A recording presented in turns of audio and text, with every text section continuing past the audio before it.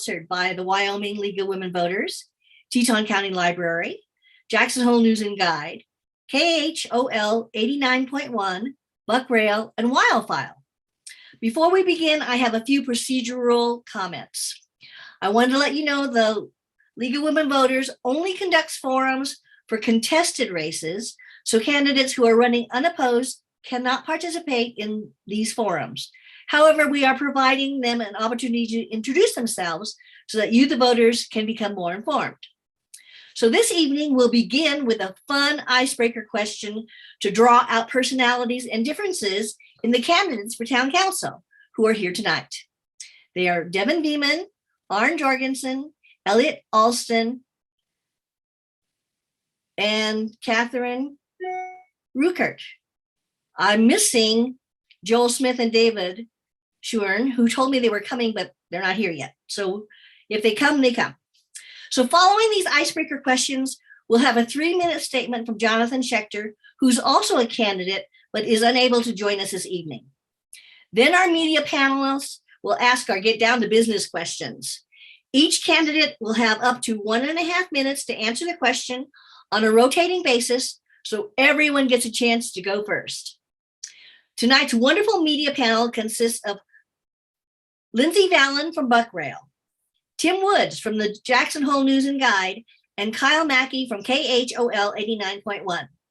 Reed Dornan, a League of Women Voters member, is our timekeeper. She will indicate when time is running out. So candidates, please make sure your computer is set to gallery view so you can see Reed. Each candidate also has a red card or red item to use once at any time worth up to 1 minute. This card can be used as the candidate sees fit, but it doesn't have to be used. At the end of the media questioning phase, candidates will have 1 minute to summarize and present closing remarks. Then at around 7:15, we'll start our forum discussion for House District 23. So let's start with Lindsay. She has an icebreaker question to Devin. Okay. What was your first job and or your worst job? And this is to all of the council candidates. So thank you, Lindsay, for not asking me what kind of fruit I would be if I was a fruit. And okay, so my first job was I worked at a barn cleaning horse stalls, sweeping the aisles. I basically traded my labor to be able to keep my horse there in an inside stall. And my worst job ever was I quickly learned that I am not good at retail sales when I worked for one day at Chico's on the town square. Like, it's just not my jam, apparently. But yeah, first job cleaning horse stalls, which you think would be the worst, but it wasn't compared to Chico's. So that's my story. Terrific. Arn? Thank you so much. My first paid job was working summers for my father's engineering land surveying company, Jorgensen. It was then Jorgensen Engineering and Landscaping. Gosh, I don't know why I'm saying that. Jorgensen Engineering and Land Surveying. Great job, perfect job in the summer in Jackson, Wyoming. You get to be outside all day. You didn't have to interact a whole lot with visitors, which I thought was great at that point in time. The worst job was probably helping a job in Manchester, New Hampshire. I was working for an architecture firm there, and one of the partners was excavating his crawl space to put in a basement, and we were carrying out 5-gallon buckets of dirt. I think that was probably the worst one. Terrific. Elliot? Hi, everybody. First job working for Marvin Howard of Mountain Movers, which was, quite the experience. And yeah, I guess worst job has been working for friends and with friends in Jackson over the years. As to what Arn said, carrying buckets and doing all types of random things with your friends is not always super pleasurable. So work in Jackson. Wonderful. Catherine?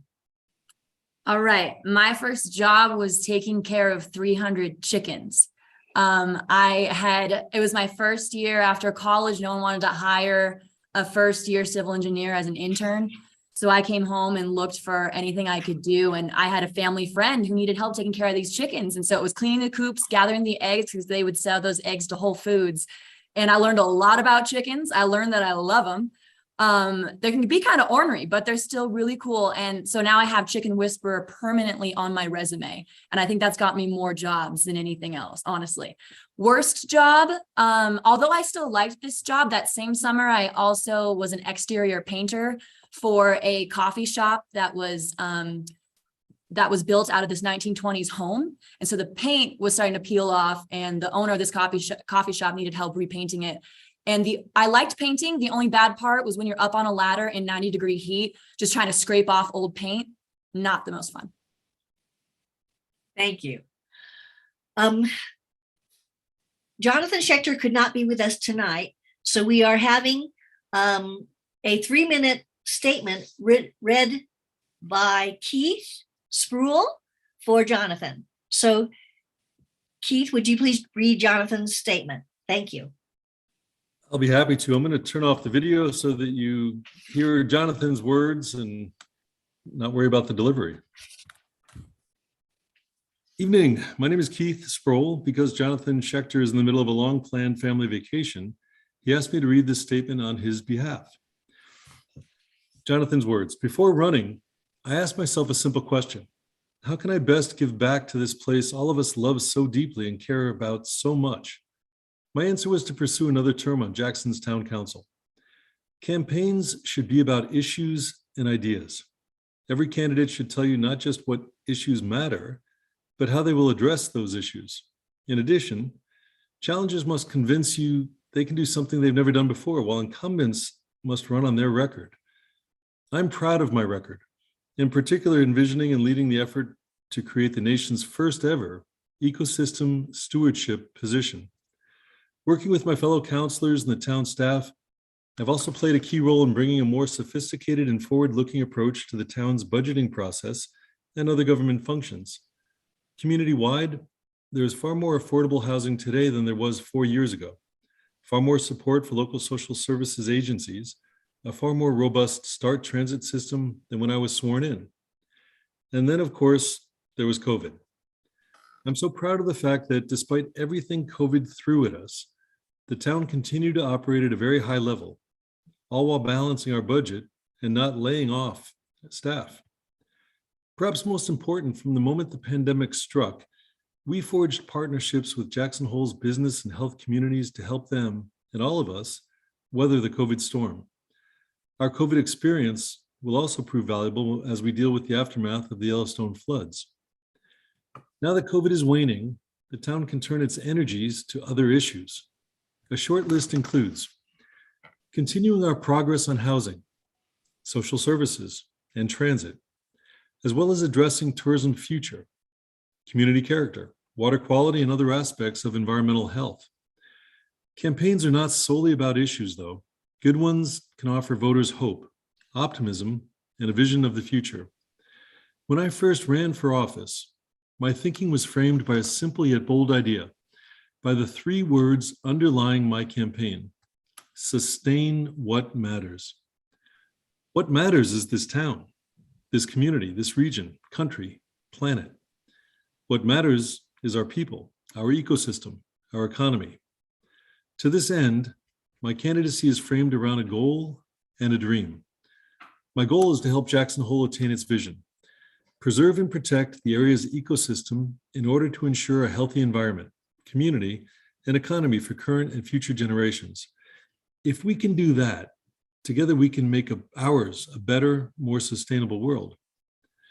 My dream is to create a greater sense of hope, an optimism and focus on not just what matters, but on sustaining what matters. If reelected, I will bring to the job a singular combination of experience, temperament, and knowledge, a singular understanding of the depth and breadth of the issues facing our town and region, as well as how to get things done in Jackson and beyond. With your support and a bit of luck, These qualities will allow me to be an even more effective public servant over the next 4 years. Will allow me to do a better job in helping sustain what matters. Thank you very much for attending this forum, and to the League of Women Voters and Library for staging it. Thank you. And thank you for all of you in answering our little icebreaker question. It's great to give the audience and the voters a chance to see a more personal side of your life. So let's start with our media panel's questions. And the first down to business question comes from Tim Woods, and it goes to Arn. Thank you, Susan. I'm sure you all anticipated this question, but the town of Jackson is facing a number of crucial issues, from housing to revenue to large new downtown developments, among many others. What do you see as the most critical issue needing to be addressed, and how would you go about doing so? Thank you, Tim, and thank you to the League of Women Voters, the library, the media partners. This is a great opportunity, and special shout out to Leah in the background, making sure it all works. People in the background are what makes this community tick and allows us to do the things we do. Tim, I think one of the challenges is that it isn't any one thing, and you alluded to this, it's many, many of them. And so, for me, I am absolutely passionate, and I've worked for more than 30 years on housing issues, but it really is more broad than that. And I would just like to comment that, that the town are focusing on core services. Most of our budget is core services. We've then established priorities of housing, transportation, conservation, and health and human services. And the real challenge is, how do we focus on those priorities? We do the core services tremendously well, very efficiently, very effectively. And the challenge is, how do we put together a sustainable revenue package that allows us to really scale up on those 4 priorities? And they're all very, very important. We frankly haven't been able to do as much as we would like to, but it's reevaluating our revenue picture, looking at different revenue structures from the states, and how we work with our partners locally. Thank you. Terrific. Elliot, your turn to answer the question.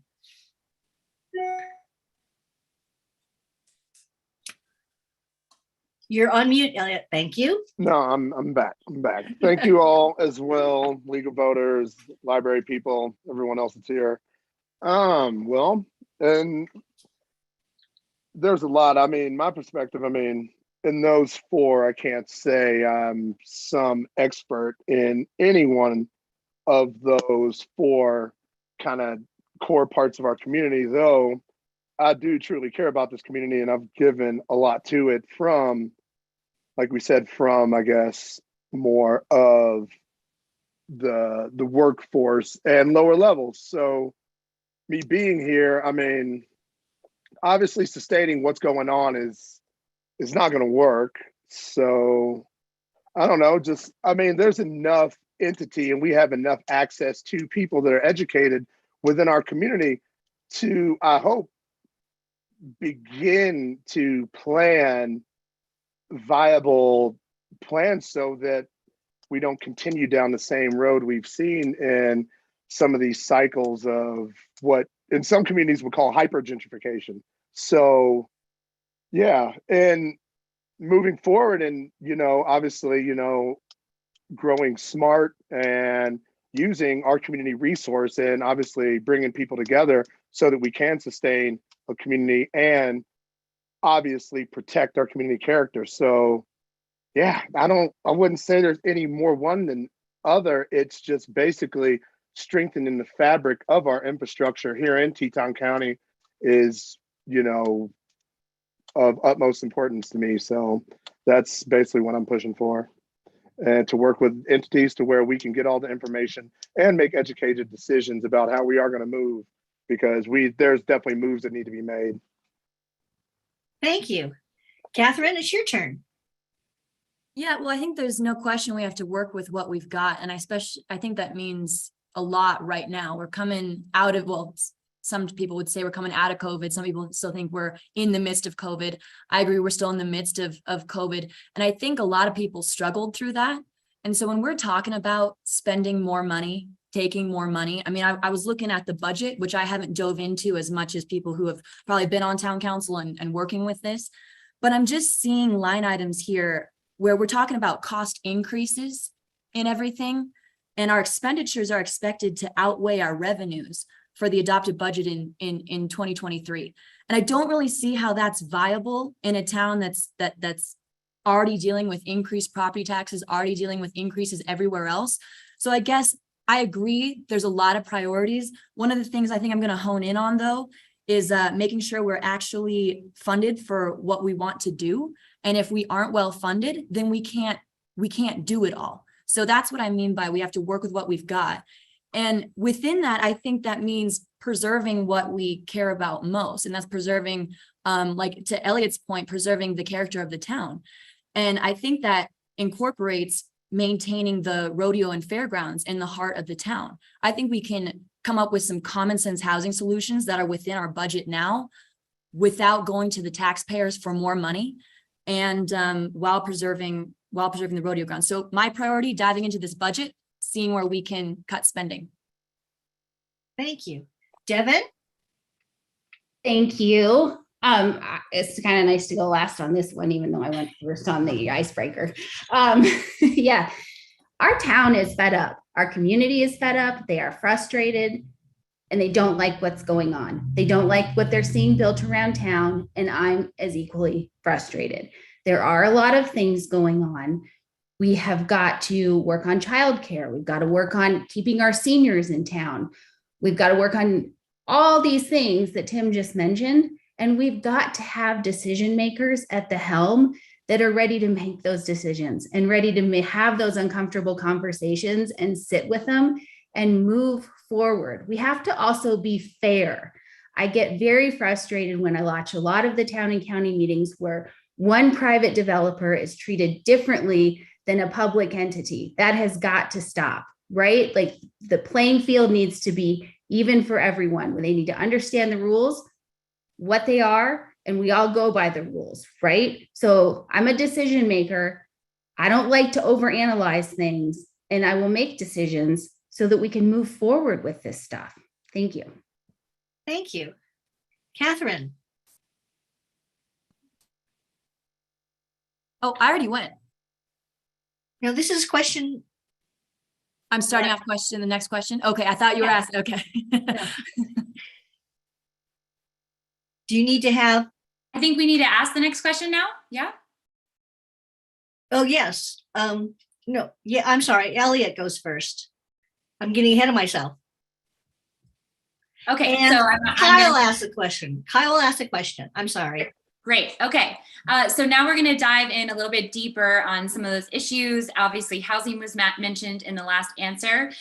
We would like to know what, in your opinion, is the most important way for Jackson to address its affordable housing crisis?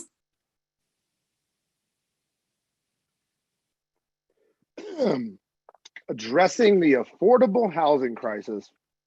Well, what do we actually consider affordable in our community at this point? Could be a start in some of that. Like I said, I'm not huge into all the nuances of, affordable housing, workforce housing, deed restricted, but I do believe, in addressing that, how do we keep all the funds for affordable housing, whether it be kind of deed restricted or at workforce, how do we keep some of that money within the town and budget structure? You know what I mean? Like you said, before we start coming out of the taxpayers' budget, how can we get, other like private entities, people that have a vested interest in our community to actually buy into our community to house some of our workforce, and whether you have the opportunity to buy into the community or you just, as a business, you can provide housing and infrastructure for people that want to be here that are working.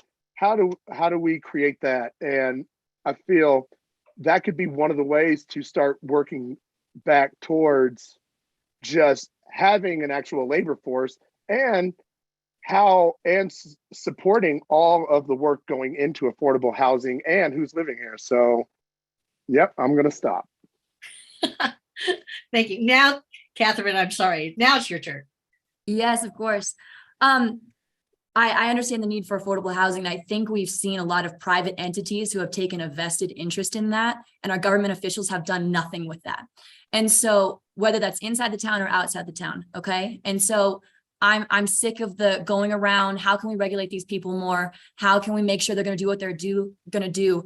I would like to think that we could trust our community members, especially our private developers who have been here for a long time. And we could start with that. I also think, I mean, some of the things we've talked about, like the Northern South Park edition, that's been in conversation for how long?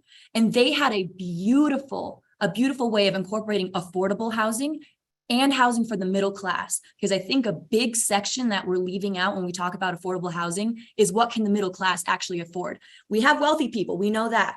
We have maximums that people can meet for affordable housing, but the middle class has nothing for them. And I think actually voting on and letting them work through single family units that our middle class and our locals can come back to affording is what we need to be talking about as well. And I think we can have common sense, reasonable discussions about how we can incorporate both single family units for our middle class and our local people and affordable housing to also support our working class. Thank you. Terrific. Devin? Okay, thank you. So we are not special here and we are not unique in Jackson. We really like to think that we are, but there are so many other communities across the country that have the exact same problems that we have. For some reason, we like to go do all these studies about them instead of learning what other communities are seeing successes in. I am a chair of the National Association of Realtors Land Use Committee this year, which is formed of 80 members from across the country. Our number one goal this year is working on housing supply and affordability. You've got to make it fair. You've got to make the zoning work. You've got to change the LDRs, and you have to have inclusionary zoning, all those things. It's a community problem for us, and it's a community solution. So how do we bring together the public and the private partnerships? Some people have the land, some people have the money, some people have other skills that they bring to the table, right? Not one of us in any of these elected positions or on this Zoom are an expert on everything, right? Get everyone to the table, figure out how we can develop partnerships with each other and work together to fix the problem instead of focusing on one single item, because there's no one magic wand to fix this solution. And I could talk for like 2 hours on this one. So I'll stop now. Thank you. Arn, you please. Thank you so much for the question. It is dear to my heart. You guys keep the question, the last two questions, this one and the former one, we're pushing to one solution or one item. There isn't one item. It is very, very, very much all of the above. I have worked over 30 years on these issues in this community, and it is all of the above. It is private-public partnerships. It is public investment in a wide variety of projects. It's increasing densities, changing regulations, and it is putting in place mitigation. I think that the thing that we've learned in this community and elsewhere, outside of this community, is if you're investing any of these items, public, private, or public, there needs to be an ironclad restriction to preserve the level of affordability, whatever the goal of the project is. It doesn't matter where in the continuum of housing affordability. And that's something that we sometimes overlook.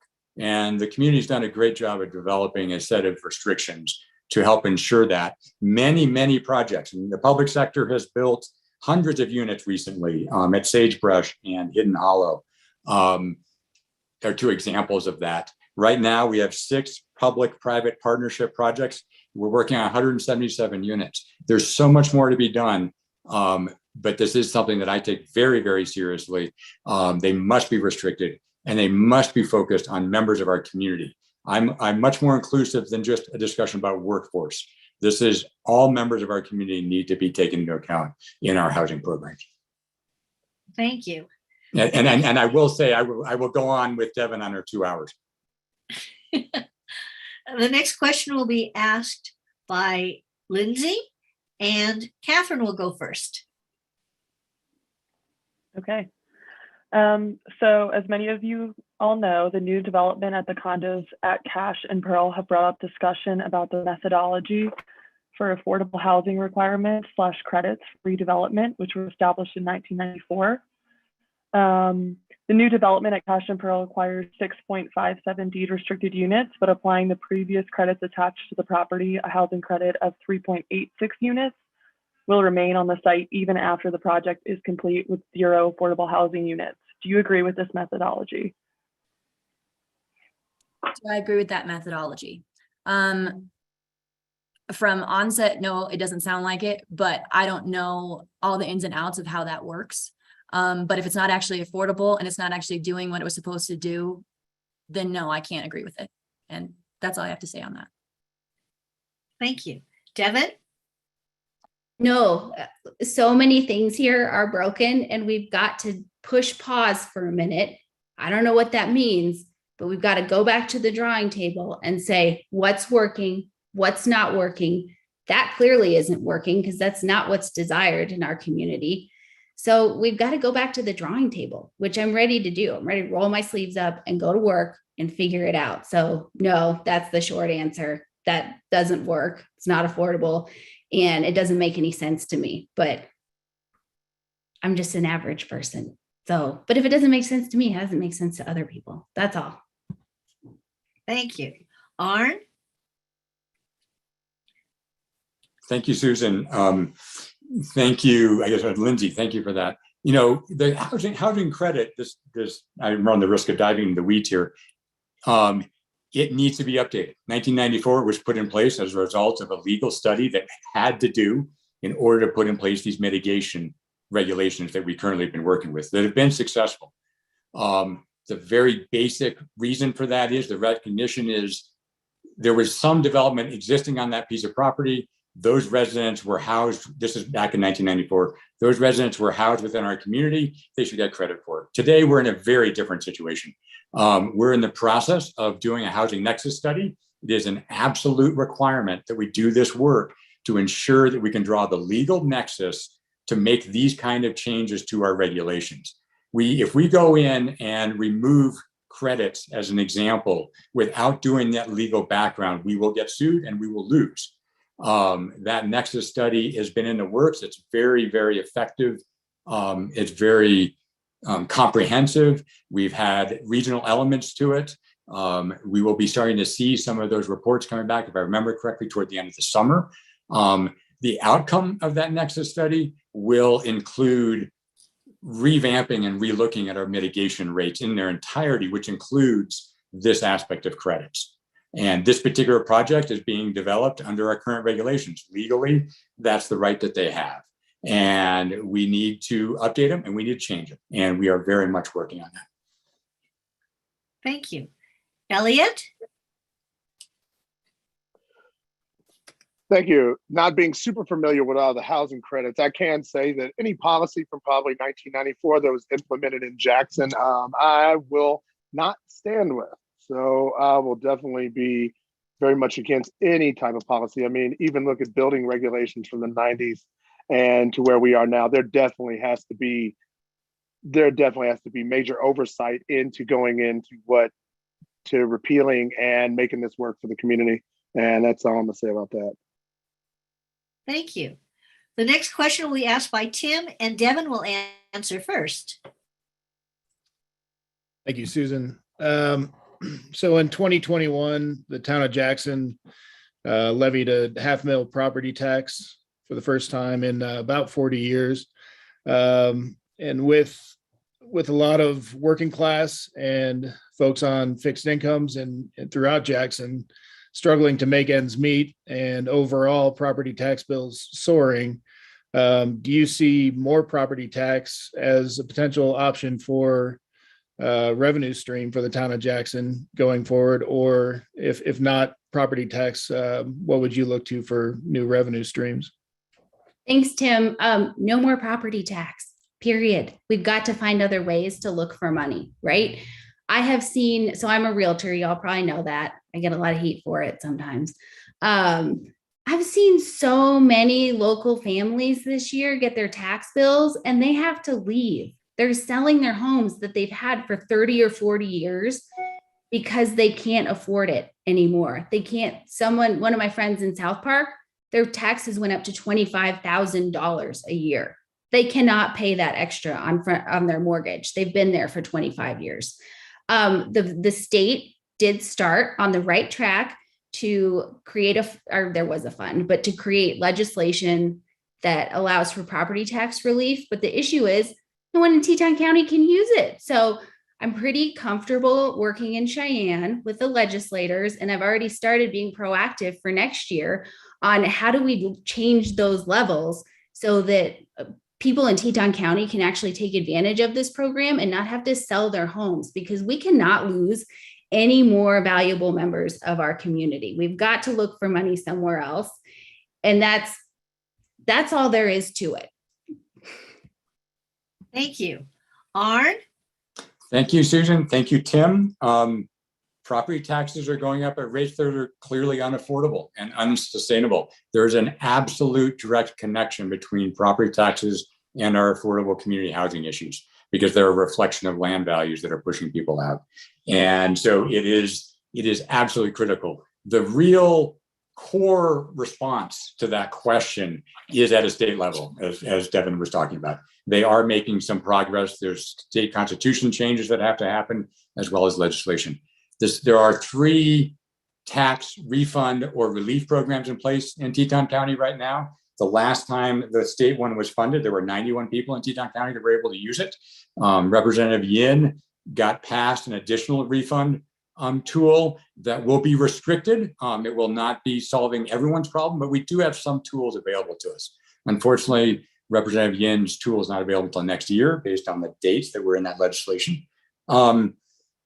We, right now, about 15% of your property tax bill, 25% of your property tax bill stays locally. Most of it goes to the state. This is very much of a statewide issue. We've been talking to the state about this for 20 years. They've looked at us like we don't understand why they don't understand why this is an issue. This issue is now spread around the state. These are discussions that are happening everywhere around the state. I have a high confidence that there will be action taken on it. In the meantime, please take advantage of the programs that are available. It's absolutely a requirement that we do that where we can. Thank you. Elliot?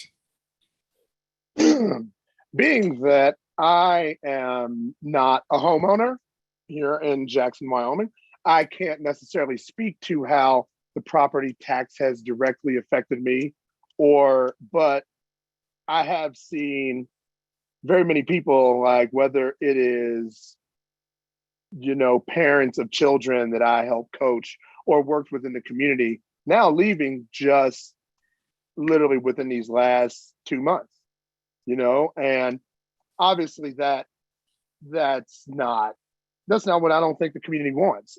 But like you said, when you have no choice and the reliefs are not working for you in our county. So the next step is, like you said, working with the state as best as possible, putting hella restrictions on that and trying to make it viable so that, people in this town can retire, or you can have the ability to come here and raise a child. So yeah,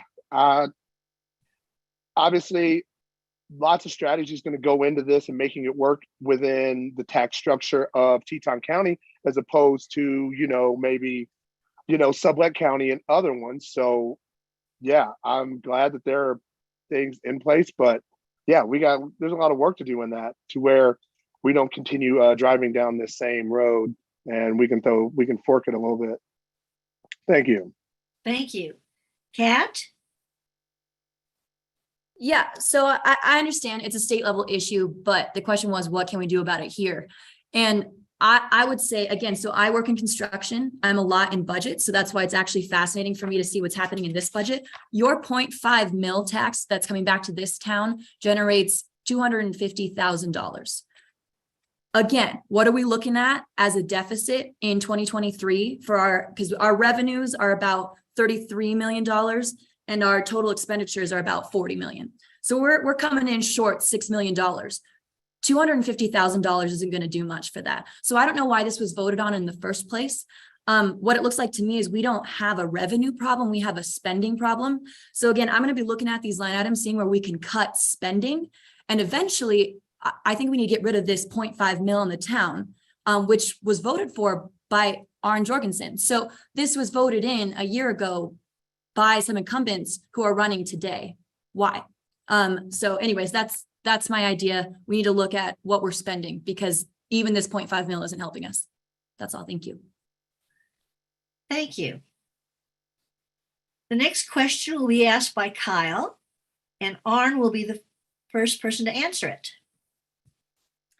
All right, I get to ask about something near and dear to my heart as a Teton Valley commuter, traffic. Traffic is one of the biggest frustrations regularly voiced by local residents and visitors alike, commuters like me.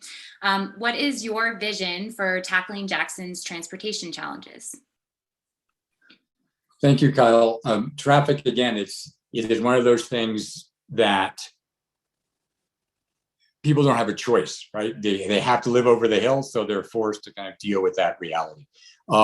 We have been putting in place and investing, I think in this year's budget, if I remember right, it's about $9 million into Start Bus. Most of that's coming from the federal government through grants.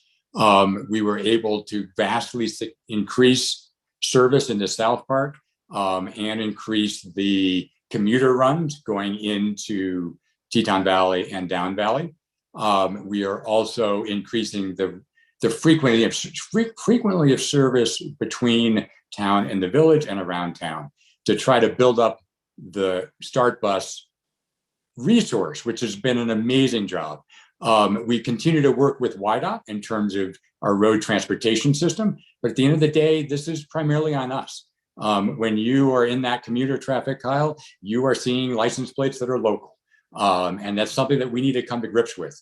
And what's most important is we're putting in place alternatives that people can use to get back and forth from where they need to go. One of the things I'm really excited about is stoplight prioritizations. So buses and emergency vehicles, as they approach a stoplight, would be able to move through it. And then when we do Highway 22, getting HOV and bus lanes included in that process, so that would allow people in higher capacity vehicles. Those are a couple of examples of things that are in the works. Thank you. Terrific. Thank you. Elliot? Traffic. Okay. Well, yes, obviously traffic is a problem. And I mean, being that, we are in this valley, I don't know how much more infrastructure you can build in to mitigate traffic. It is just going to be part of the program. Although I know Start Bus is one of the most highly funded public transportation systems in our state, which is a lot due to the winters here, because we all know that summer, the Start Bus is not as frequent. And how do we expand that? I know they've expanded to Alpine and you go to Victor and Driggs, but that's still only a small percentage of people that need to commute and might not be in that time structure to use that service. So I don't know. I mean, obviously Start Bus is doing great as compared to, like I said, a lot of the other public transportation systems I've seen around the state, whether in Laramie or Casper. But this traffic, I don't know. I don't really have a concept of what you can do. I mean, the satellite communities are super important. And yeah, everyone that is commuting has different reasons. So public transportation, yes, awesome. But I mean, roads and WYDOT, I mean, the town and WYDOT definitely need to work together, because there has to be other options than what we're working with now. Thank you. Catherine? Yeah, so I don't know all the ins and outs of Start Bus, and I'll get to that in a little bit, but I think there's little things that we can do to help out around the town. I now understand that they put up bollards on Willow Street to connect the bike paths. I think that's the reason why they did it. I don't I don't think that that was the most appropriate thing to do on Willow Street. You're cutting off ability for people to park there. You're cutting off ability for people to engage with businesses there. You're cutting off people's ability to go into the town admin building and the county admin building, which people frequent a lot. Jim Rooks actually yesterday at the Meet the Town Council, or a couple of the counselors meeting, he brought up a brilliant point of just a small thing that can help mitigate some of that tourist traffic that comes in north of town. At the light where Cash intersects Broadway, when you can turn right, when it turns green to go right, the crosswalk also enables people to walk across the street, and that starts backing up traffic way the heck out of town. And those are just some little things that we can do. I understand the need for START bus. However, I also see how START buses actually bog down traffic more than they help. And then I see about 6 people riding them on some of the routes. So I think there needs to be an overhaul on what exactly START bus is doing for us. And is it actually doing what we want it to? Like I said, I don't know all the ins and outs, but that's something I plan on diving into because I want to make sure public transportation is actually used. Thank you. Great. Devin, please. Okay, thank you. We have got to house more people here, right? They're driving over the pass. They're driving from Alpine. They're driving from Rexburg at this point in Pinedale. That's where the issue is. Yeah, we got a lot of tourists. We've always had a lot of tourists, right? We've always had some traffic. You go and drive out Highway 22 at the right times of day, and there's a steady line from the Albertsons Light all the way to Wilson, and it's people commuting. Not everybody wants to live in Jackson, right? But I bet a lot of those people would love to live in a home, maybe in Northern South Park, if we would vote yes for it and move it forward in a timely manner. WYDOT, I serve on the Teton County Planning Commission. It's a little frustrating to work with them, quite frankly. There's all these things that would make traffic and safety so much better, and that you get a stop sign from WYDOT, just like south of town by Rafter J. How do we fix that? It's not traffic, but that's a safety there. So we have safety issues. We have traffic issues. I did learn that 500 and some people use that bike route on Willow, because I'm not going to lie, I was like, there's more of these things in town. Why do we have more of these? So how many cars is that taking off the road, right? So we got to house more people here, which means we have to say yes to housing. We have to say yes to Northern South Park. We have to say yes to the private developers and not let perfect get in the way of good, because good enough is good enough a lot of the times. I ride my bike this summer. You can see me with my Blue Devon for Town Council signs. Ride your bike too, if you can. Thank you. The next question comes from Lindsay, and Elliot will be answering first. Okay. We'll stick with the kind of transportation question. Parking in the downtown corridor has come up a few times. Do you support implementing paid parking in the downtown corridor? Why or why not? And if yes, I would love to know how you would like to see that implemented. I'm thinking like if you'd like it to be metered, free for a few hours, that kind of policy. Parking downtown, since Jackson is somewhat turning into somewhat of a parking lot, and obviously going along with what's going on Willow and how much there was an upheaval when the Doingers came.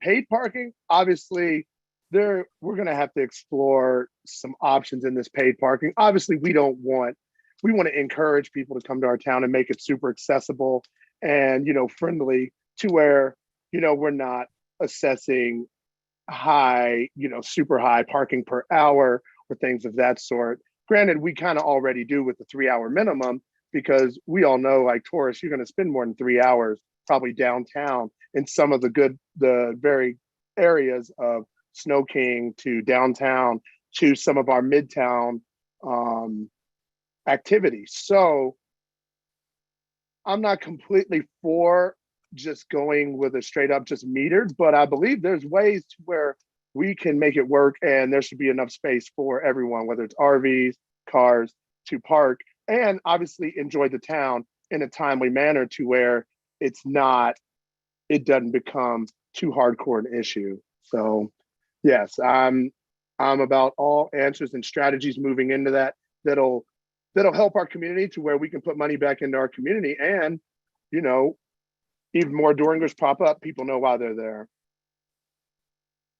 Thank you. Catherine? Yeah, absolutely not. The infrastructure alone to implement any kind of metered parking is asinine in cost, and it takes a long time for you to make that back. And judging how our town council has been using money of any kind of revenue source, I don't think that you'd really ever get your money back for the infrastructure it would take to implement that. Also, if you want what I want to have more locals engaging downtown. I want to have more locals back in the town to reinvigorate the Jackson community. I'm not going to be one who's going to make locals pay for the town that they grew up in just to park. I think there's ways that we can go about doing it with, again, private people when they build here. Can we implement underground parking? And now I understand underground parking is expensive too. I get it. I'm in construction. But if there's viable options for us to help mitigate people parking on the street, then I'm all for it, but not in a metered parking kind of way. Thank you. Devin?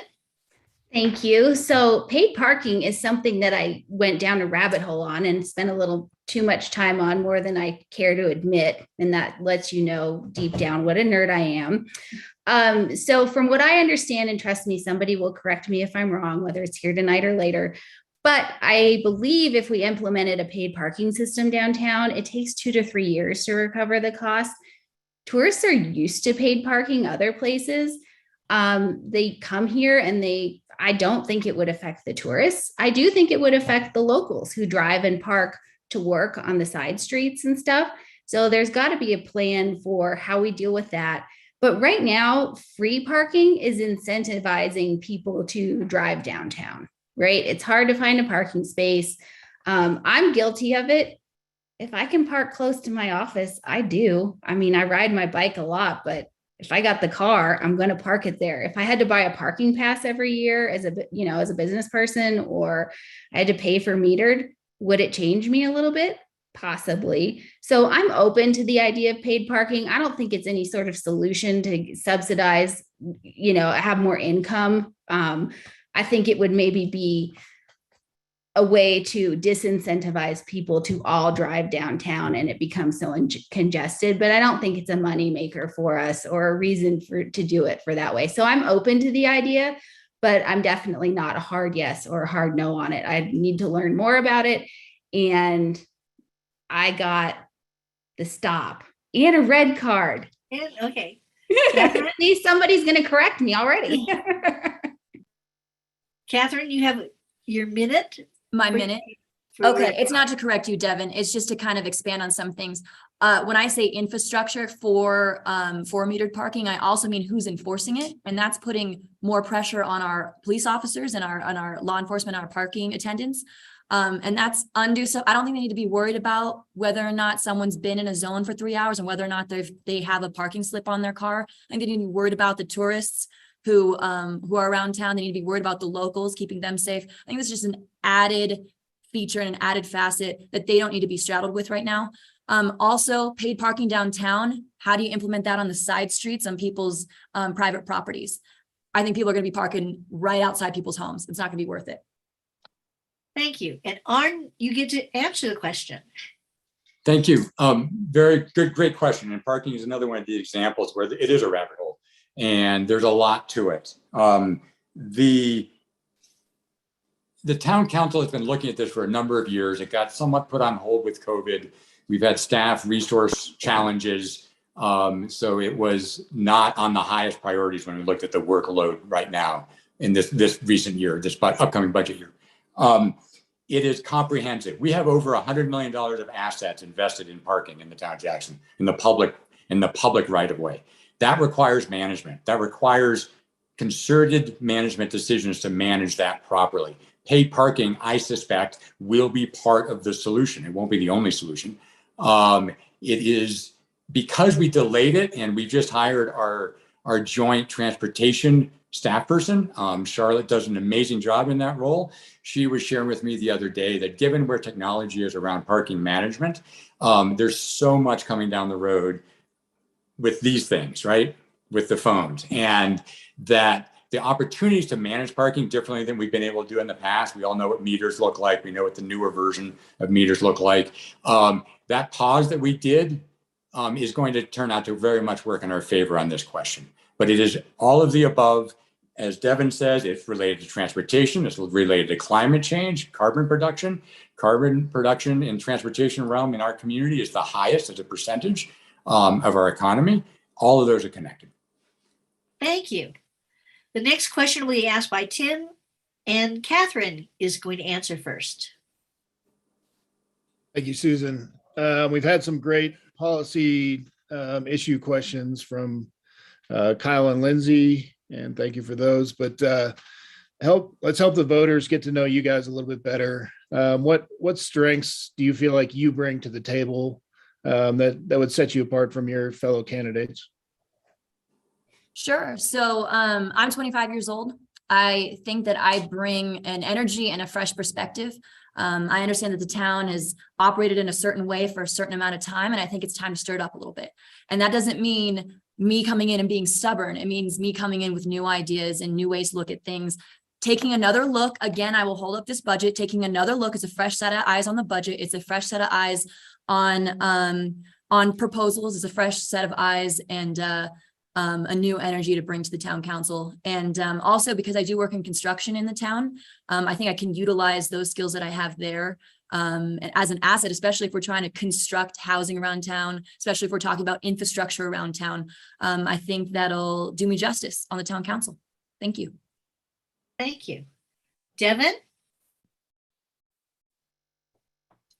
Thank you. So one of my best friends last year, I was asking her a question about what kind of leader am I? Because I take on a lot of leadership roles. I really enjoy it. And I enjoy bringing up future leaders too. Like I like to serve my time and then cultivate new leadership to come up as well and serve their turn. She said, Devin, you lead with your heart and make decisions with your smarts, which is really true. So I'm a human being. I don't always use the perfect words. I care deeply about this community though, and I feel like I have a huge responsibility to make sure that future generations, our current generations, have an opportunity to stay here and live here and work here if they want to. And right now, I don't have much hope of a lot of the people being able to stay here in the Valley. I'm a decision maker. I love data. I love to read it. I will process it and I will make a decision. I will not kick the can down the road and overthink things. We've got to move forward, whatever that looks like as a group. We've got to do it. So I'm a leader. I'm a human that doesn't always say the right things, but you can be assured that every decision that I make will be transparent to our community. You'll know about my decisions, why I made them, and why I made them with my heart too. Thank you. Thank you. Arn, you're next. Thank you for the question, Tim. It's a great question. And I think we're seeing, I was born and raised in this community. This is home, absolutely committed to it. Public service is absolutely baked into my soul. My father in the legislature, both moms, yes, there's a backstory. One on the planning commission in Teton Valley, the other one at the school board here. My wife, 20 years volunteering on the volunteer fire EMS service. My daughter helping the community foundation, giving out grants as a high schooler. Absolutely committed and love this community. I say that, and I also want to acknowledge, I'm intensely proud of this community. We've come through just over 2 years of a worldwide pandemic that has killed over 1 million people in the United States, killed, I believe, over 20 at this point in this county. I'm not exactly sure about that number. I'm very proud of how we've come through this. Just over a year ago or 2 years ago, we didn't know what our future looked like. We're in a very good space right now. And with that, though, are stressors. We're all under tremendous stress. And I acknowledge that, whether it's picking up that kid from daycare, it's worried about the property taxes, it's worried about a small businessman paying those property taxes that your landlord just handed off to you. It's worried about housing stability. All of those things are real. And what I take very seriously is sitting down and talking and listening to people to hear those concerns and put together real solutions that work, practical solutions, work within our budgets. Our budgets are, I'm very proud of our budgets. More than happy to spend the next 2 hours, Catherine, talking about them anytime that you want to. Thank you. Kyle, you ask the next question, please.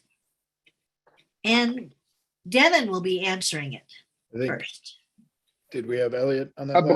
I believe I got skipped. Susan. Oh, I'm Elliot. I'm sorry. I marked you off, and I apologize.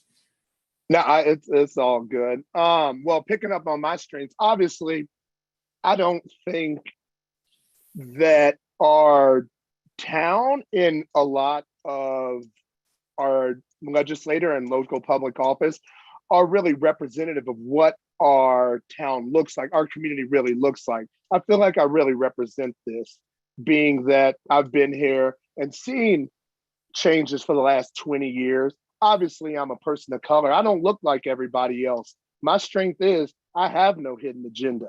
You know, I'm not to be swayed by, you know, a lot of these entities and powers that be. I do like seeking information and getting to the bottom to make educated decisions, especially with all the education and entities that we have. We have over 700 nonprofit tax exempt, you know, like businesses here in all different types of facets, environmental, conservation, you know, economic development, you know what I mean? And I'm down to use all of that. And very much, I'm not going to make the same decisions as a lot of people that have come forward in front of me, because I don't think a lot of people look like me and have been through my experience in this town and had to deal with what I've had to deal with, to where I also feel like that is a strength, because I'm not necessarily Jackson like most people here are Jackson. You know what I mean? I represent very much the marginalized here in town and the people that we are not speaking about. Thank you. Now is Kyle asking the question of Devin. Sure. Well, that is a perfect lead-in. I wanted to ask about representation.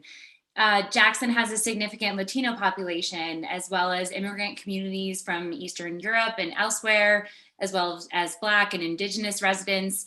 But these groups are, as Elliot mentioned, underrepresented in town government and in a lot of the rooms of power in this community. So how would you work to ensure a more inclusive community in your role as town councilor? Absolutely. We do have that issue here. Again, we're not special here. We're not unique. We think that those things don't go on in Jackson, that everybody's welcome and everybody has the same opportunity. Well, guess what? They don't. There's so many barriers even to being able to sit. I mean, yeah, you can run for this office pretty easily, but being able to make the time commitment to do it. We're encouraging a certain class of people to run for office. I'm a woman. I've never thought that I had it any different until I ran for office the first time. And wow, that was an experience. We do have a huge Latino community here. We have all sorts of different communities here, and they are underrepresented. I wanted, I don't know, holler at Elliot for putting his name out there and bringing a different voice to the table, because for me, it's, gosh, maybe another young girl will see me out here and she'll want to step up. And like Kat, I call her young because I'm 40 now. She's 25. She stepped up and did it. Elliot's stepping up. So we've got to, when people see people that look more like them stepping up, that's when they step up too. So there's all sorts of other things that we can do, but that's the biggest one, is people that look like other people stepping up into these seats. So good job, everyone. Thank you. Arn? Thank you so much. It's a fabulous question. I repeat very, very often that because of the diversity we now see in our community, that wasn't here when I graduated from high school. And well, let me reframe that. Maybe there were 10. I mean, literally, you could count on two hands. our community is stronger and it's better and it's more robust and more resilient because of the diversity we have here. And I applaud that diversity wherever I have an opportunity to can, and look for ways to raise those voices. Elliot, I really appreciated your answer there. Raise those voices. I'm proud of the Equity Commission that the town of Jackson has stood up. Elliot was one of the applicants. He did a great interview. And that was an amazing series of interviews. And one of the ones I will never forget, listening to all of those. That commission is beginning to do their work. That's a lesson we've learned from other communities in terms of how to use these voices, how to listen to these voices. In my professional life and in my political life, I've worked very hard to enable others to get up and to get around these barriers. I'm intensely proud of young woman, Katie Wilson, who's on our planning commission, who has replaced me, thankfully, on the State Board of Architects, where I served for 12 and a half years. An amazing young woman. And I was instrumental in allowing her, removing barriers, talking to the governor's office, doing that work to make a space for somebody that does not look like me. And that's a good thing. I'm very, very proud of that. Thank you. Elliot? Yes, I mean, I guess kind of building on the whole person of color. I mean, I've been here for a minute and I just want to see more representation from just what the community actually looks like in very different capacities. Yes, I did run for the Equity Council, and if I would have got nominated for that, I might not be having this conversation with y'all now, but I am here. I mean, my mother worked for the Legislative Research Committee in Kentucky. I've been around a lot of people in public office and people of color, and it really matters, especially in our community, to where I see diversity in our community, but it's very much overlooked in the grand scope of what Jackson looks like. We can say that we have diversity and you can address it, but are you really addressing it? Do you have people that don't look like you, that you reach out to, that are part of you and your community? Like, where do you stand in that along with the diversity? What are you doing to create more comfort and inviting in people to where they actually feel like our community is friendly and don't feel like you're an outsider, even if you are from Eastern Europe or you are from South Central LA? Where do you even begin to find resources here as in these marginalized communities in this town? And I just want to be a voice for that. I don't need money from Teton County. I'll do that to be a voice of my people. Thank you. Catherine? Yeah, I think I can just speak for when I moved here. I didn't realize that volunteer boards were a thing. I didn't realize ultimately what the barrier to entry was to get my name on the ballot to run for town council. I filled out a page-long application and I paid $25 and my name was on the ballot. Now I understand there's life decisions that go into it, but the barrier to entry is pretty low. I just don't think people are even aware of these opportunities, which is why you don't see that representation. Potentially, that's just one idea. I will say that I am a big avid dancer in this community. I love swing dancing. They used to do salsa nights on Thursday nights at the Rose, and I would be the only white chick there. It was all Latinas and Latinos. And the one thing, we were speaking broken English, Spanish, but the one thing we could all speak, I know it's going to sound cliche, was the language of dance. And it was so much fun. By the end of the night, we also all knew one other word, tequila. We had a lot of that too. But that bonding, I think, needs to be replicated. And I think, I don't know, hold a barn dance / salsa dance at the rodeo grounds. I think you're going to get the community together to build the community together. And then you can start having those conversations about, hey, have you ever considered about running for town council? Have you ever considered about getting on these volunteer boards? Because I think the barrier is we don't connect with that community. So how the hell are they going to know that these are even options for them? Just my 2 cents. Let's have a big dance party. Thank you. We have time for one more question, and that will be asked by Lindsay, and Arn will answer it first. I think Devin's got Susan, we have a couple red. We got a couple. Oh, we have red cards. here. Oh, all right. I didn't see those. Okay, I couldn't not use this tonight, right? Yeah. So And it's just to add on that I think so often we think of diversity as being the color of somebody's skin, but there is so much other diversity in this community, like the class, and I can't even think of all of them right now, but there's a lot of different factors that go into diversity. And those are the things that we have to look at too, and policies along to go with them. That's where we can address inequities in our community. So I just wanted to add that on to what I said. That's all. Terrific. And then Arn, did you have a red card also? Yes. So I just to build on that a little bit, this is a great discussion. I really appreciate it. The question of inclusion and providing space for voices is really important. And the Equity Commission that I talked about, I'm really looking forward to seeing the work that they do. And they are looking at policies, they're looking at things we can do, both at local government, as well as some larger community-wide issues. It's something that it's very dear to my heart. This group that we're here right now more people that look more like me aren't here just by happenstance, but I like the fact that the group that's sitting here looks different and have very different life experiences. Devin, you're right. It's not just about people of color and those kind of questions. It is something that we are doing better. We need to have this discussion with humility. We need to be respectful of different voices. And that's why I'm very pleased to have been part of this part of this discussion today. Great. So now we're time for one more last question, and it will be asked by Lindsay, and Arn will answer it first. Okay. So this has come up a few times in front of the town council, the current council and the one previous. It's food trucks in the downtown corridor. So Mondays in May is an event that organizers found a way to get around town rules by creating a weekly food truck event. What is your opinion on allowing food trucks in the downtown corridor? Why or why not? Thank you, Lindsay.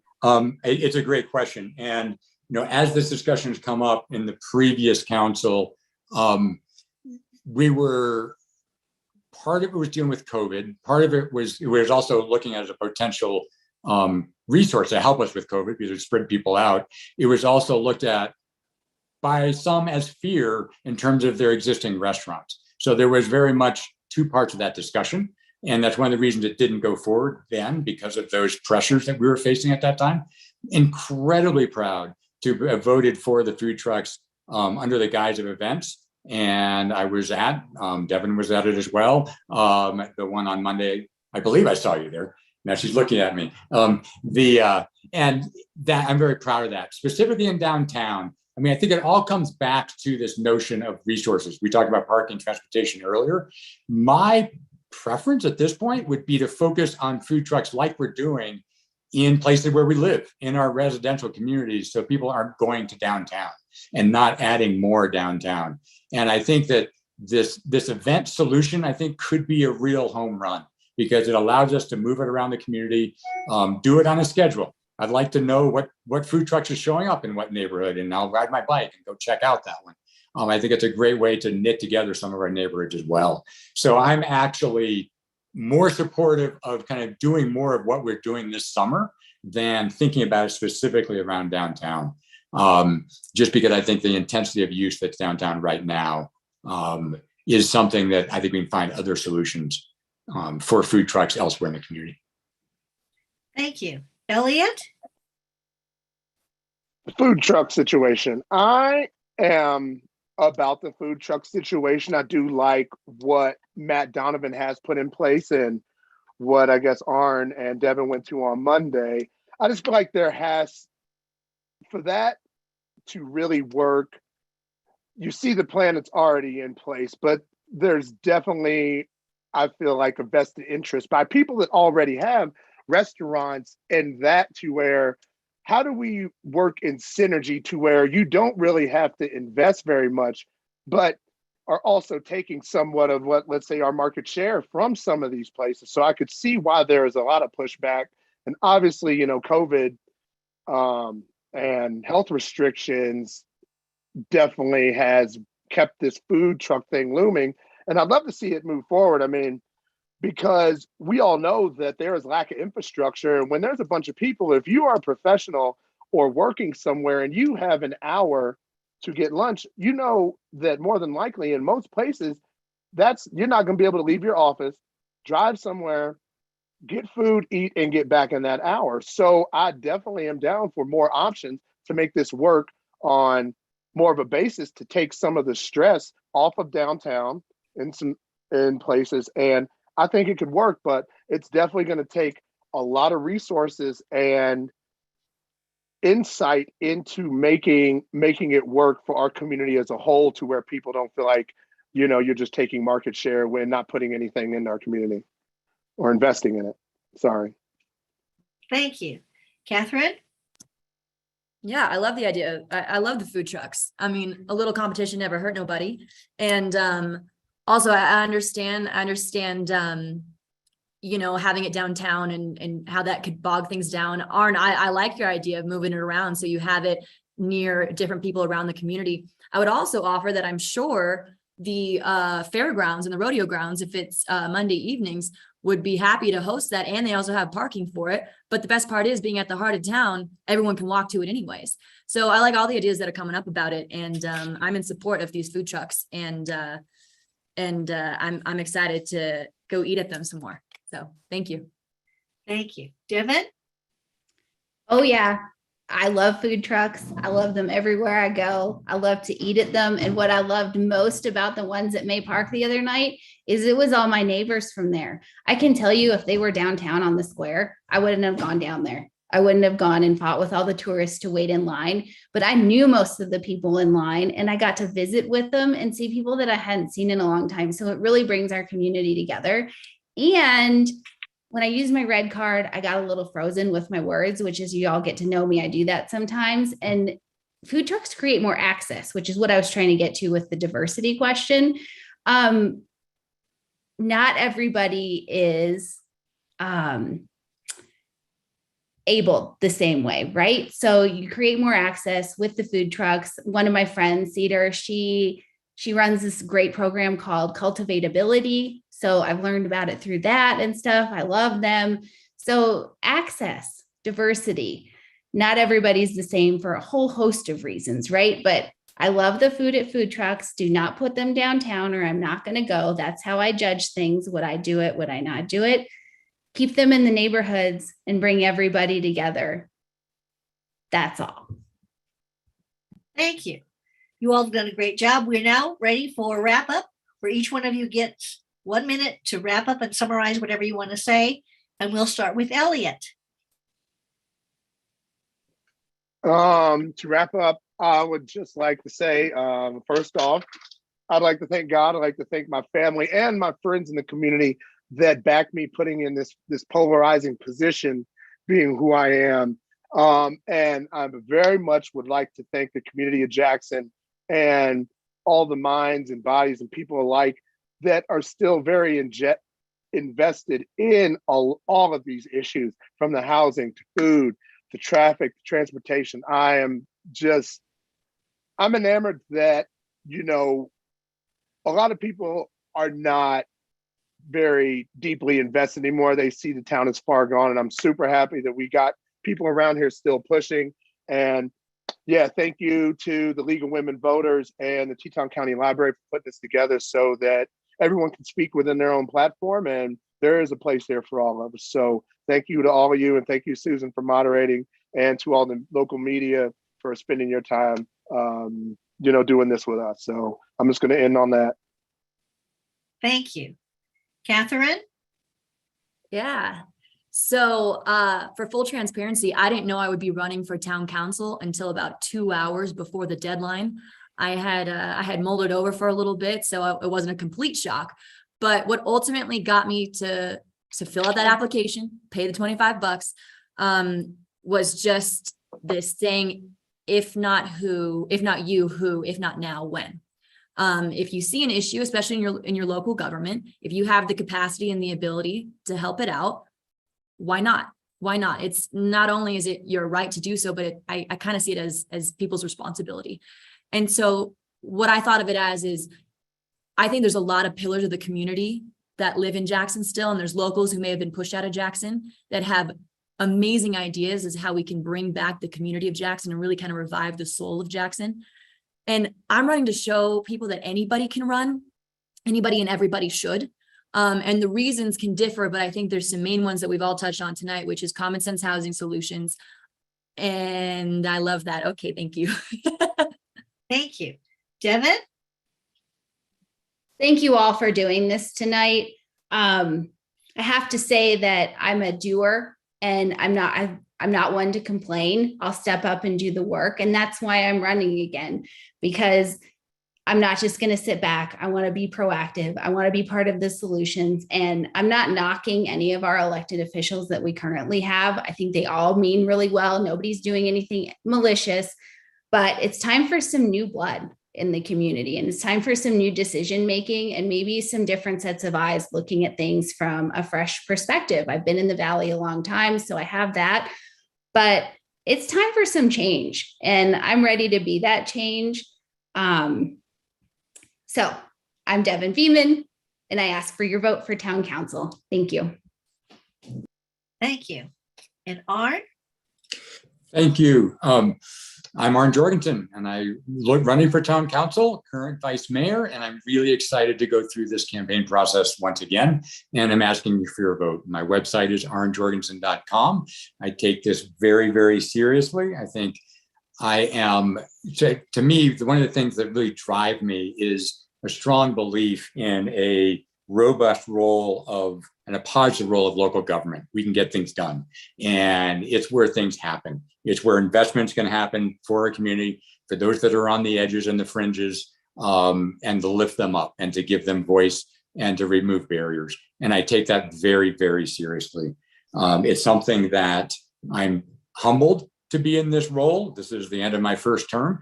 And it's something I've learned a huge amount. It's something that I will continue to learn. And I will always get so energized by the stories and the people that I talk to on a daily basis. Thank you so much. Thank you.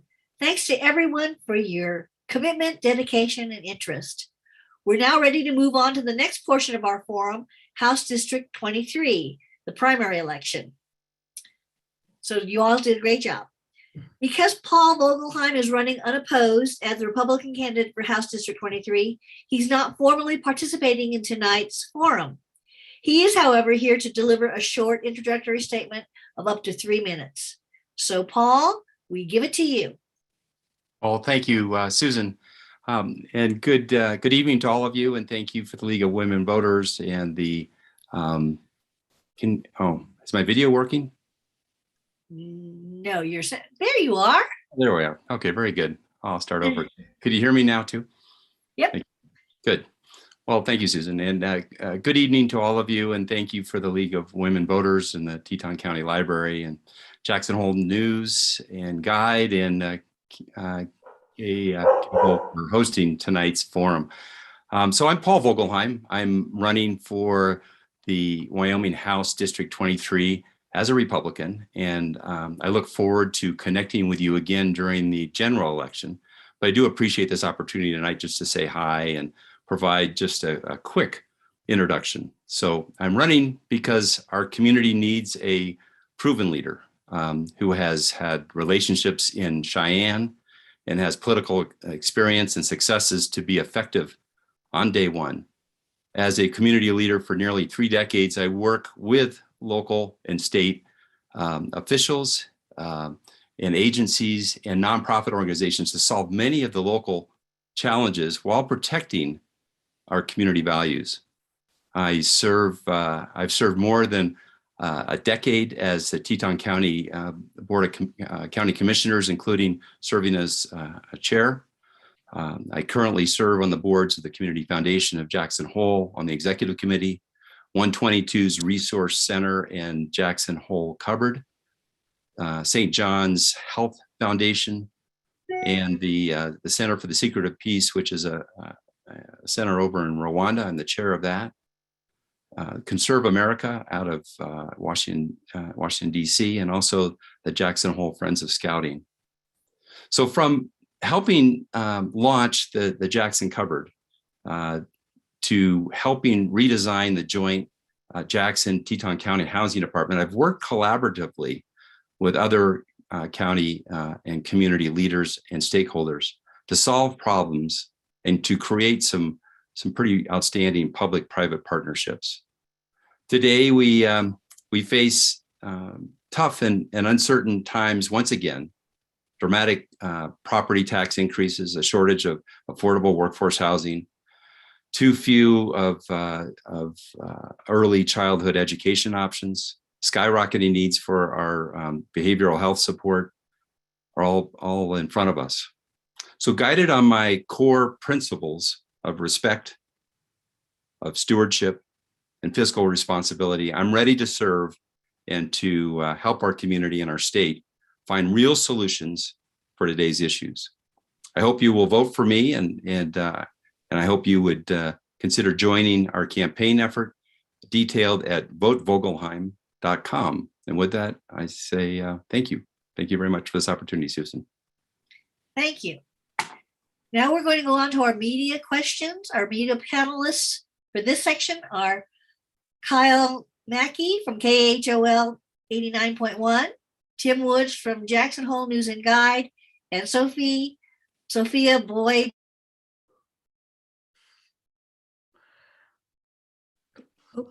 Susan, you got muted in the middle of that. Oh, sorry. So anyway, now to our media questions. Thank you, Paul. Our media panelists are Kyle Mackey from KHOL 89.1, Tim Woods from Jackson Hole News and Guide, and Sophia Boyd Flegel from Buckrail. We have two candidates who are running for House District 23 on the Democratic side, Ryan Sedgley and Liz Storr. We have an icebreaker question. The first one will go to Ryan Sedgley. So go ahead. We'll do the same icebreaker as from the last section, Sophia. Okay. And also I'll just correct, Sophia's from Jackson Hole News and Guide, not Buckrail. All right, so the icebreaker is, we want to know your first job and your worst job. All right, my first job was working for my dad in a greeting card warehouse north of Denver. I picked orders and did inventory and did shipping for them, starting off when I was I think it was 14 and a half in Colorado. You could get a work permit to do a certain number of hours after work or after school. I don't really dwell on the worst jobs I've had. I would say the hardest one, though, which was really that it struck at my ethics and morals, was I worked for a telephone fundraising company for about a week or two, and I just couldn't stomach the way that worked. So that was by far the hardest and worst job in that way. Yeah. Thank you, Liz.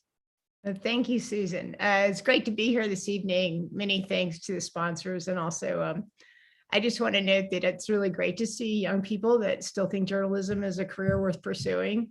So thank you for your decision to work in this important field. And thanks for all of you for joining us tonight. I think probably my first job was probably working for my grandmother, actually repainting a house for her.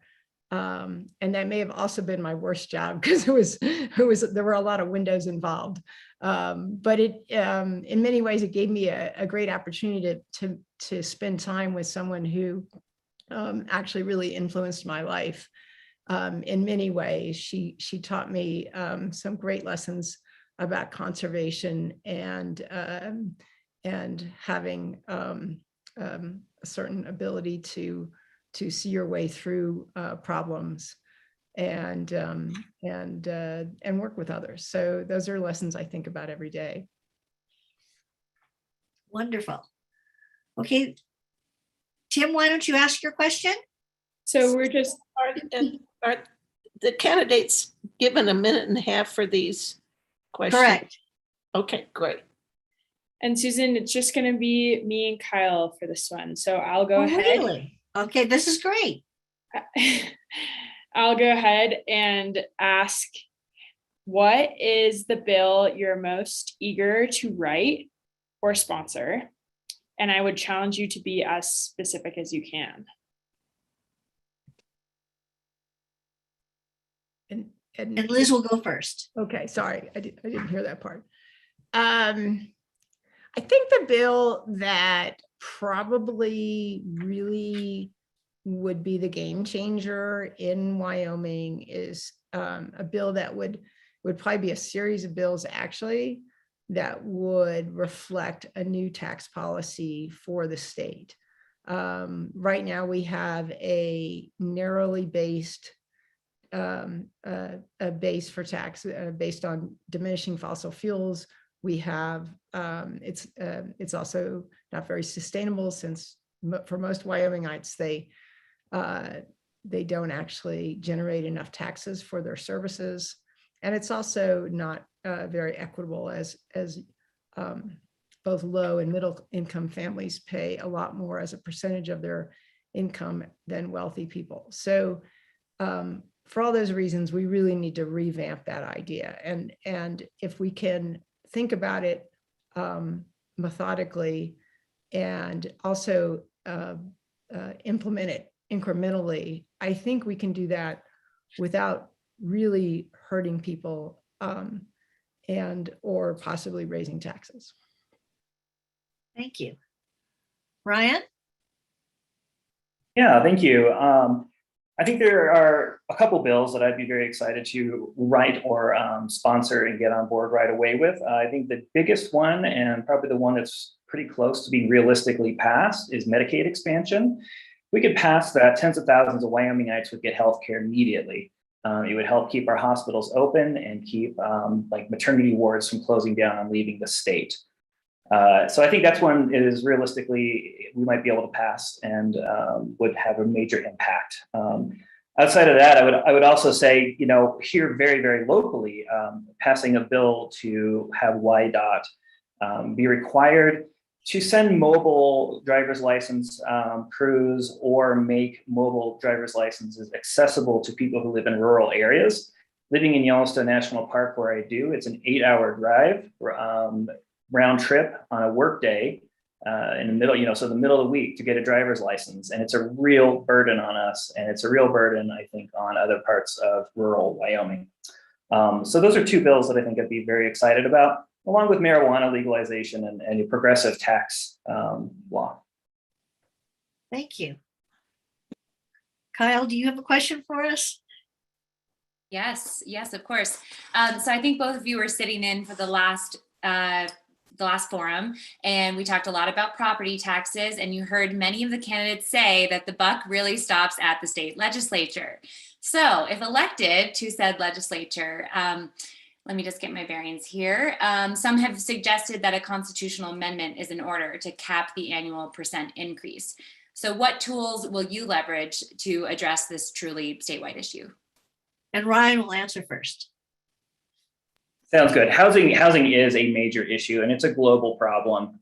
It's acutely affecting us, but it is a global issue. And I think that leads to some real structural issues going on in the world. Part of that, I believe, is investment companies using residential properties as investment vehicles. They're packaging them up and, you know, selling them as REITs and things like that. So I think one innovative solution from the state level would be to strip those entities of the rights to that property, to say you can no longer own residential property. I think that could be an innovative solution, along with progressive taxes on property. So the people who are not earning enough to pay those taxes would pay a lower rate or none at all, along with our elderly who are having a hard time paying their property taxes, tax people by their ability to pay. And then I think finally, having a progressive tax on rental properties and or vacation homes, second plus homes. You know, I think there's nothing wrong with having a rental property or two, maybe even 3, but as you get more and more, I think that tax bracket needs to rise to 100% so that we're capping out the number of rental properties any one person can own. And then second homes and vacation homes, you know, I think we could tax those at a much higher rate. Thank you. Liz? As we know that the last bill that did just pass is a county optional property tax refund program that will go into effect. And fortunately, our county commissioners did vote to fund that. for $2 million. So that will help. I mean, I think you have to define the problem, which is, who's thinking about who pays. And I think this is something we need to think about as we look at tax policy overall. And in this case, our property taxes are going up because our home values are going up. And obviously, whether we cap that or find a way to, figure out, what are we really trying to do? Are we trying to make sure that people on fixed incomes with low income can still stay in their homes? I think most people agree that that's a great idea. And so we need a policy that allows that. I think the tax refund program, the county optional one is one of those, but there may be some other tools we need to look at too. Wyoming has a pretty anemic homestead exemption law too. And we would definitely want to look at that in terms of thinking about how we can actually have a state policy that actually helps people either have lower property taxes if they don't have high incomes and allows them to stay in their home. Thank you. Sophia, you have a question for us? Yeah, great. Thanks. So Liz, like you mentioned, the refund program is a good example of a Teton County success, but many of the proposals supported by Democratic representatives at the state level have failed. And so that includes real estate transfer tax and Medicaid expansion. So in the face of Republican opposition, maybe especially to any bill with a tax, what is your plan for getting Teton County issues to succeed in Cheyenne? And Liz will answer the question first. Thank you, Sophia and Susan. So it is an uphill battle. I don't think we can say that that's not the case. But I think it's also important to realize that there are a couple different sets of Republicans we're dealing with at the legislature, and there are conservatives and moderates who recognize that we have to do something. It's just that we kind of keep getting bailed out, whether the oil and gas prices go up or the federal funds come in. And so we haven't really addressed these problems. And it's been a little bit hard because I think there is a far right extreme that just says no taxes at all. And that's, unfortunately, it's just not realistic. We have a mandate to pay for schools. We have a mandate to do a lot of other things. And we know that fossil fuel revenues are gonna diminish and are diminishing. So I would like to think that we could really take a look at this and think about how to bring it in over about, a period of probably 10 years and do it in a way that doesn't hurt low income and middle income families, and recognize that in Wyoming, we have a very low tax environment, especially for wealthy people. And that if we kind of restructure our taxes and do it incrementally, we might be able to get enough votes to pass. Thank you. Ryan? Yeah, I mean, I think it's we all know going to Cheyenne, there are some very difficult extremists in the legislature that make things difficult, and Republicans are generally pretty tax averse and hostile to people in Teton County, particularly Jackson. And I think that's where, as a candidate, I offer an alternative because I don't live in Jackson. I live in a very rural part of Teton County. It's a geographically huge district, and so I'm coming from a very different perspective. I'm also coming from a different class perspective. I'm working class. I've worked on farms. I've turned wrenches. So I think that gives me a real advantage to be able to talk to some Republican legislators from around the state in various rural areas on issues that are going to impact our communities in a different way. And even though I'm a bold progressive, I think sometimes when you come at it and they know exactly who you are and where you stand, we can find the areas that we can work on and come to some solutions. I think taxes are going to be tough, but I think we all want our towns and our communities and our state to survive. And if we don't do something quick, we risk going bankrupt as a state. And I sure hope there's enough people and legislators wouldn't want that to happen. Thank you. Kyle will ask the next question and Ryan will answer first. Thank you. We're going to kind of stick with this arena of bipartisan compromise and negotiation for a moment. So as we know, Wyoming Democrats are a super minority in the state house, currently representing just 7 of 60 seats. So Ryan, you just mentioned that you think there would be some area to work with Republican colleagues at the state legislature. And so that's what we want to ask you, what would you advocate for? What issues will you work with Republicans on? And are there any you will advocate for without bipartisan support, even if it means the political dead end? Yeah, for sure. I mean, the legislative process is a collaborative one, period, no matter what you do.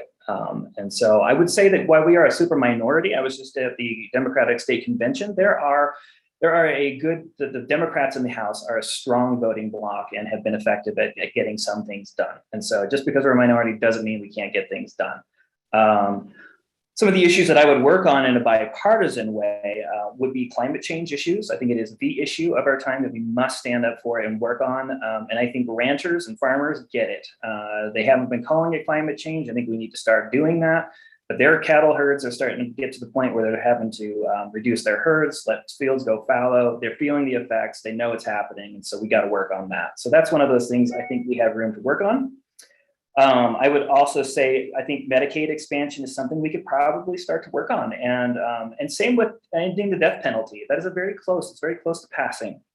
So I'd say those are the things we could work on, and I think even marijuana legalization to a certain degree. There's some cross-party support there.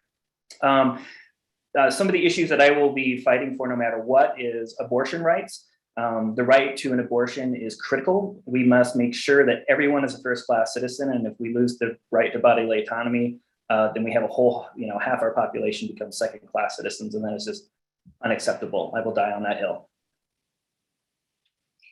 Thank you. I generally agree with what Ryan said, and I will also point out that the majority of Wyomingites also believe in expanding Medicaid, in recognizing that we need to move away from fossil fuels, that climate change is happening. And frankly, I think perhaps a slimmer majority than it used to be still believe in abortion rights. Thinking about how we can make sure that the majority voice is heard in the state is actually something that I work on in my day job. But I also think one of the other areas where we can also work is managing Wyoming's investment corpus. We were very lucky that prior state leaders actually saw fit to take one-time fossil fuels and invest them in permanent funds. And Wyoming has a $29 billion corpus. But unfortunately, its performance really lags its peers significantly currently. And that's partly because of just, I think, some rather parochial approaches. We actually dealt with this at the Storer Foundation in our own endowment and modernized it, and are really seeing greater returns as a result of that. And I really think the state could do well, and that would actually help generate a lot of revenues and keep taxes low for all. And I really do think we've got bipartisan support for something like that. Thank you. Sophia, do you have another question for us?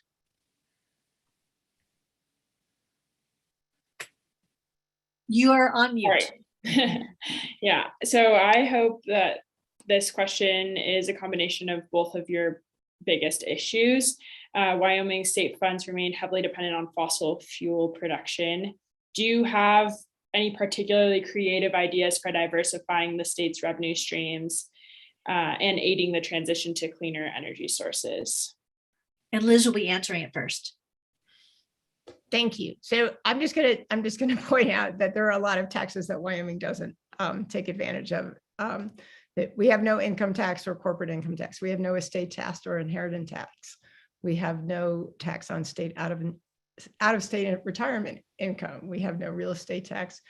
We have no tax on mineral ownership. We have no state gift tax. We have a actually relatively low property tax.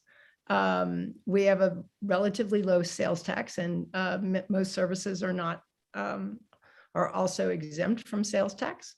Our motor fuel tax is one of the few taxes that actually has gone up recently. We might want to revisit that idea, but it still remains the 16th lowest state in the country and below the country's average. And we charge a mere 2 cents per gallon for beer. And that is the lowest excise tax on beer for among any states, and is in fact the next highest is 3 times at 6 cents. So there is a lot of room to think about like what we could be doing to raising revenues, right? And I think again, we want to look at who is paying these taxes. How can we make it equitable? How can we make it broad? And how can we make sure that it as our communities grow, we can actually afford to deliver the services that people demand. Terrific. Ryan? Yeah, so I agree with Liz. I think this is a whole host of pretty basic nuts and bolts taxes that we could pass as a state that would go a long ways. I would say in most cases, I am looking for progressive taxation. So making sure that we are not hurting people who can't afford to pay taxes. Those are the people we need to be supporting with subsidies. So progressive taxes on income would be more than fine with me. I would like to go after, the trusts and make some stricter laws on that. I'd also like to see, marijuana again, passed, legalized, and tax alcohol on the same level as marijuana. I think that could be a good revenue stream. Currently, Wyomingites are taking their business across the borders, and that's only going to be increasing as South Dakota comes on board and Nebraska does as well. I think I mentioned a few other of the progressive taxes around property that would be good as well, second homes. Yeah, but I'm pretty open. I'm pretty open to just about most forms of taxation, so long as it's progressive and it's not hurting poor people, or deflecting business too much from the state. I do think there are reasonable limits on corporate taxes and things like that. It should be higher than it is, but you don't want to drive business away necessarily either. Thank you. I think we have time for one more question. So Kyle, do you have one? Sure, yes. We'll ask, hopefully Sophia's okay with my choice here, but I think we're hearing a lot of agreement from the two of you. So we'd love to ask you, what personal strengths or experiences will you bring to this role that we might not know about? And how might that differentiate you from your opponent? And Ryan, we'll have you answer this question first. Okay, great. Yeah, so I think what differentiates me, makes me strong, some things about me. I'm younger, 37. I'm not a spring chicken, but I'm not a boomer either. Gives me a perspective about climate change and some of these issues that are really, really important. I also have a law background. I went to law school, and so that'll give me the advantage of understanding how the legislative process works out and how you are going to write laws and how it's going to be interpreted by the courts and the administrative agencies so that you do it right, and you know what to look for. Also, what's constitutional and not, just got a pretty good bearing on a lot of those things. I'd also say that I'm working class. I grew up, I didn't grow up in money. I still don't have money. I've worked a lot of hard jobs I've been without. And I think I have a very visceral understanding of when we talk about bills and we talk about laws, what that means to working people around this state. We're a very poor state, ultimately. There's a lot of people who are really poor here. And so when it comes to not getting Medicaid coverage, I fell through the gap one time, and the state of Wyoming wrote me a letter that says, you won't pay taxes, but you don't have health care, so go die. That hurts. I know what it's like to be afraid of losing your home and being out on the street. Those are very, very real things to me. And I think those are real advantages. Thank you. Liz? I first set foot in the Wyoming State Capitol in 1994. I was advocating for water and wildlife. And in many ways, I've been engaged in state policy ever since. I've lived in Wyoming for over 30 years, and I've lived in Jackson since 2008. I really know Teton County, and I'm passionate about the state of Wyoming. I'm inspired to run mostly by young people as I think about what their future is. And I worry that my generation hasn't done a good enough job to make sure that we are leaving the world a better place. I want folks, everything from an uninhabitable planet to being able to live in the town that they grew up in. So I do think I have a lot of experience. I have relationships. I have a lot of, I've thought and worked on state policy in my day job, and I really think I have something to offer that is a little bit different. Great, great questions and answers. Now each candidate gets 2 minutes for wrap up and summation. So let's start with Liz. Thanks so much. I would just add that again, I've had significant experience in Cheyenne. I actually know about a third of the current legislators. I have a proven ability to work with both Democrats and Republicans.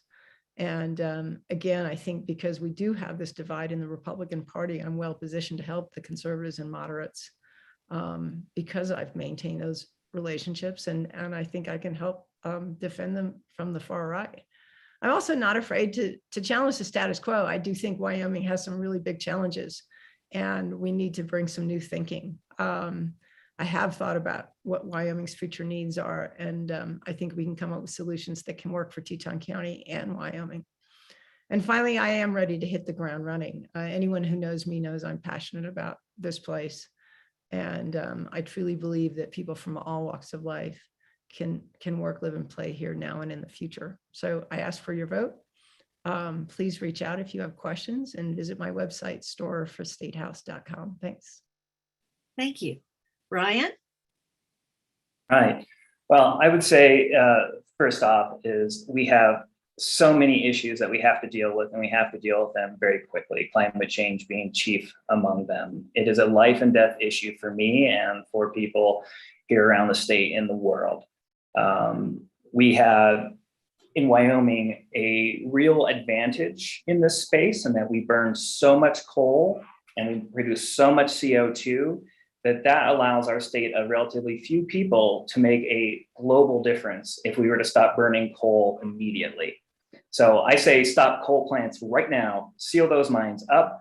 Let's have a just transition and use some of that sovereign wealth to retrain our coal miners in those communities. Let's re-electrify Wyoming with renewable energy, put solar panels and wind farms everywhere. We can sell it, we can re-electrify our grid, democratize our power systems, and make them more resilient. I also can hit the ground running in Cheyenne. While I am not as familiar with as many Republicans, I have good relationships with quite a few Democrats, and I have been to this year's convention. I've worked with the party a number of other places too. And so we can get in the ground running and be a strong bloc in Cheyenne.